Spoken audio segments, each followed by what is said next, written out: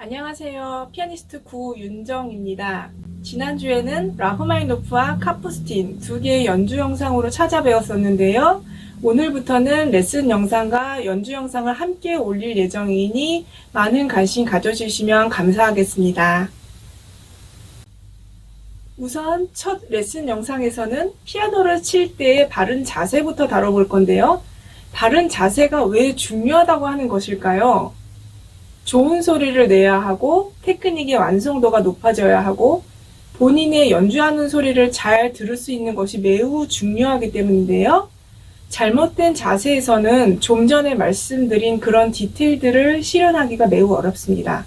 잘못된 자세에서는 피아노를 잘 치는 것이 불가능하기 때문에 저는 곡 레슨에 들어가기에 앞서 피아노를 칠 때의 바른 자세부터 말씀을 드리고 싶습니다. 오늘 도움이 되실 만한 유용한 내용들이 많으니까요. 끝까지 시청해 주시기를 바랍니다. 그러면 바른 자세란 어떤 자세인지 한번 알아보도록 하겠습니다. 허리를 꼿꼿하게 펴고 어깨를 내리라는 말 많이 들어보셨죠? 거기다가 가슴을 펴고 윗 허벅지와 아랫배에 약간의 힘을 주는 것이 효과가 있습니다. 그러면 허리가 저절로 펴지게 돼요. 그리고 어깨에서부터 팔꿈치를 지나 손끝까지 약간 느슨한 니은자가 되게 하도록 해주세요. 팔꿈치와 손목이 거의 비슷한 높이가 되셔야 합니다. 이게 정말 중요한 포인트예요. 많은 분들이 손목보다 팔꿈치가 이렇게 위로 올라가거나 손목이 팔꿈치보다 많이 위로 꺾여져서 힘이 잔뜩 들어간 경우를 저는 많이 봐왔는데요. 팔꿈치가 손목보다 이렇게 올라가게 되면은 어깨가 덩달아 올라가게 되면서 허리가 구부정하게 될 수 있고요. 손목이 위로 꺾여지면 손끝에 무게가 실리지 않기 때문에 좋은 소리를 낼 수가 없는 자세가 되어버립니다. 그래서 어깨에서부터 손목이 편안하게 느슨한 니은자가 되게 하는 것이 매우 중요합니다. 그리고 윗팔과 몸통 사이의 거리를 확보해 주셔야 되는데요. 이게 무슨 얘기냐 하면요. 윗팔이 이렇게 몸통에 붙게 되면 릴렉스가 전혀 되지 않는 자세가 되어버립니다. 이런 문제점을 가지신 분들이 상당히 많습니다. 저도 예전에 그랬던 시간들이 있었기 때문에 문제점을 잘 알아요. 지금 윗팔과 겨드랑이 사이에 주먹을 한번 넣어 보실게요. 그 다음에 그대로 빼셔서 피아노 건반에 손을 한번 얹어 보세요.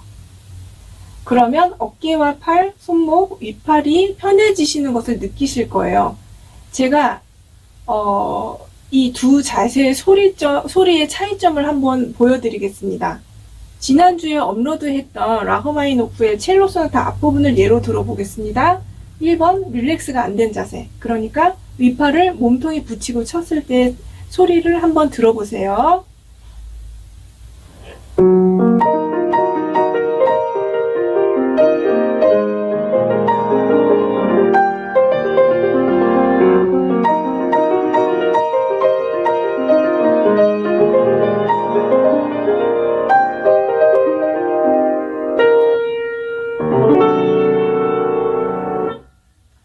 자, 2번.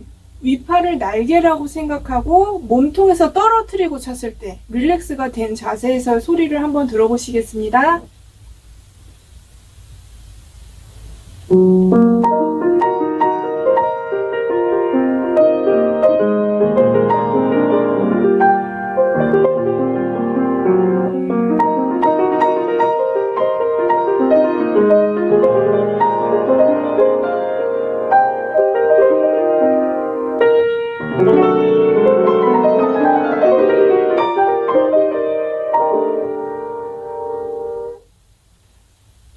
어떠셨어요? 차이점이 들리셨나요?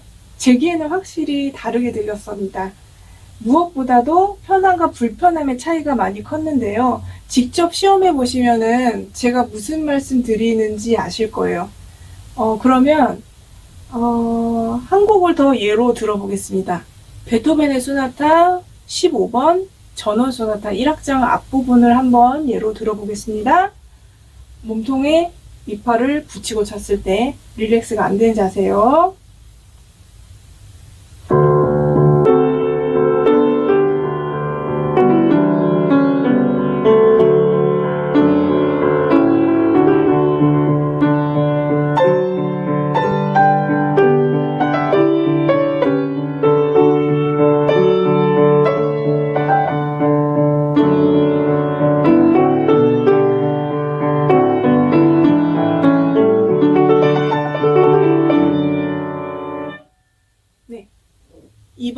릴렉스가 된 자세로 한번 쳤을 때 소리를 들어보세요.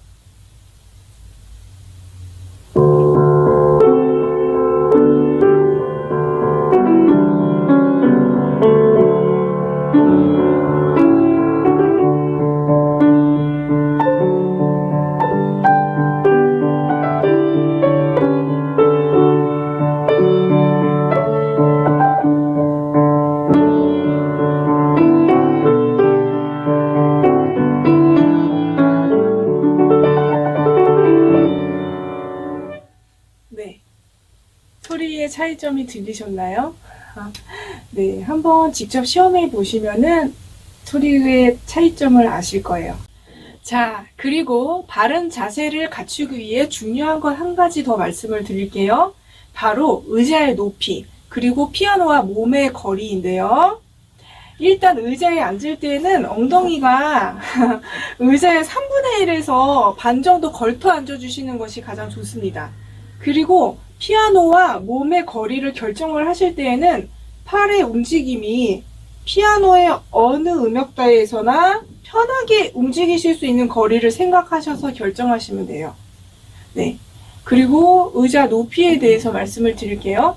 의자가 너무 높으면 몸이 이렇게 붕 떠 있는 느낌이 들면서 불안감이 느껴집니다. 또한 손목과 팔꿈치가 이렇게 수평이 안 되고 손바닥이 건반에서 멀어지기 때문에 손끝으로만 무게가 쏠릴 수가 있어요. 이런 자세에서는 소리가 붕 뜨게 되고 때리는 소리가 날 수 있습니다. 의자 높이가 너무 낮아도 손목에 무리한 힘이 들어갈 수가 있기 때문에 이것 또한 좋지 않습니다. 제가 의자를 많이 낮춰서 연습을 해본 적도 있는데요. 정말 풍부한 사운드를 내야 할 때 조금 버겁기도 했었고 소리의 울림이 그닥 풍성하지 않았어서 그 상태에서 막 더 큰 소리 내보려고 하다 보니까 몸에 힘만 더 많이 들어가더라고요. 본인의 신체 조건에 맞게 조절을 해주시면 되겠습니다. 저도 학생 때에 편안한 자세를 찾으려고 의자 높이를 많이 낮춰도 보고요. 심지어는 높이 조절되는 의자를 가장 낮췄는데도 저한테는 높게 느껴져서 의자 다리까지 조금 자른 적도 있었어요. 그렇게 시행착오를 겪으면서 저만의 높이와 피아노의 거리를 찾게 되었습니다. 한 가지 팁을 더 드리면요. 연습하실 때 피아노 옆에 전신 거울을 갖다 놓으세요. 전신 거울을 보시면서 의자 높이하고 피아노와 몸의 거리를 찾아보시는 것도 정말 추천드립니다. 제가 했던 방법이에요. 저는 정말 이 방법이 도움이 많이 되었었어요. 자세를 눈으로 확인하시면 그 올바른 자세에 대한 그 감을 더 빨리 잡으실 수가 있으세요. 마지막으로 손 모양에 대해서 말씀을 드리겠습니다. 손 모양이 중요하지 않다고 말씀하시는 분들 간혹 계시는데요. 저는 중요하다고 생각합니다. 특히 입문했을 때부터 기본기를 잘 잡아야지 안 그러면은 나쁜 습관 붙고요. 몇 배의 노력과 시간을 들이셔야 돼요.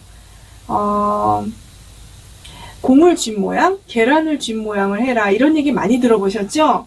그게 잘 안 되실 때에는 손 여기 이 부분을 구부려 보세요. 구부려 보시고 무릎 튀어나온 부분을 감싸 안아 보세요. 감싸 안으시고 그대로 피아노 건반 위에 얹어 보시면은 자연스러운 손 모양이 나옵니다. 물론 때에 따라서 곡에 따라서 손끝을 약간 피고 치셔야 되는 경우도 있고 그야말로 손끝에 살을 더 많이 건반에 접촉해서 치셔야 하는 경우도 있고요. 손톱 위가 닿도록 이렇게 뾰족한 부분이 닿도록 구부리고 치셔야 하는 경우도 있을 건데요. 그거는 그 곡에 맞게 조절을 해주시면 돼요. 제가 지금 말씀드리는 거는 보편적인 손 모양을 말씀을 드리는 겁니다. 꼭 한번 해보세요. 도움 되실 거예요. 오늘 어떠셨어요? 저는 이 영상이 전공자뿐 아니라 입문하시는 분들, 취미로 치시는 분들께도 도움이 되었다고 생각을 합니다.